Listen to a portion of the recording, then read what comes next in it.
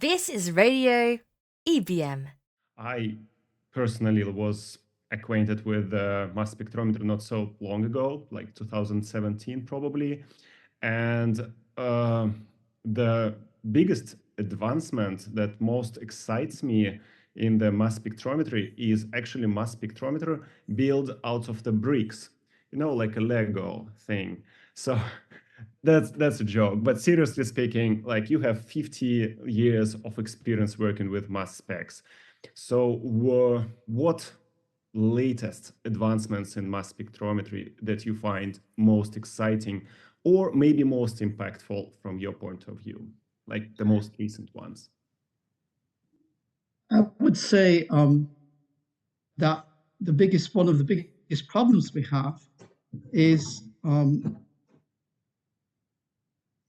the challenge of dealing with specimens.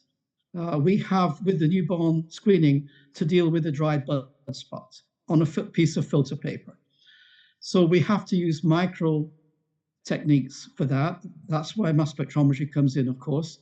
But also in other fields of especially in the pediatric fields where you're sampling children's blood, we need to use the same kind of approach, microsampling.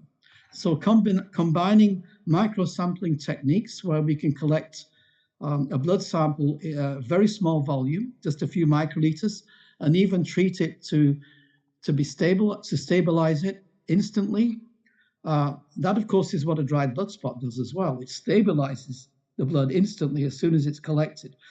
So the big problem I see with mass spectrometry in, let's say, metabolomics, which is you think of as an exploding field in application of mass spectrometry these days.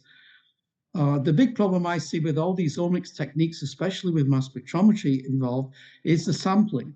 The fact that when you take a sample from a human, it's already got built-in bias, with the way the specimen was collected, what kind of tube it was in, how long it sat before it was before the plasma was extracted from it, and so on and so forth.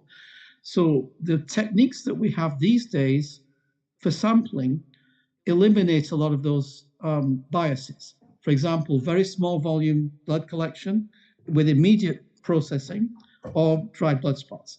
So I see the mass spectrometer technology applying to microsampling and micro handling techniques like digital microfluidics is another way to process specimens before the mass spectrometer, again on the sub-micro scale, the nanoscale.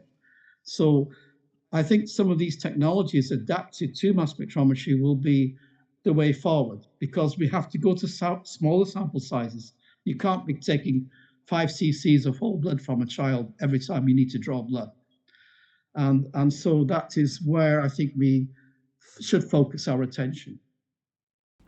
This episode was recorded as a part of MSACL Connect podcast. Click the link below to watch the full interview with Dr. Millington, the legend of mass spec science. And frankly speaking, the chat was pretty fun. So like, subscribe, and don't miss the next video.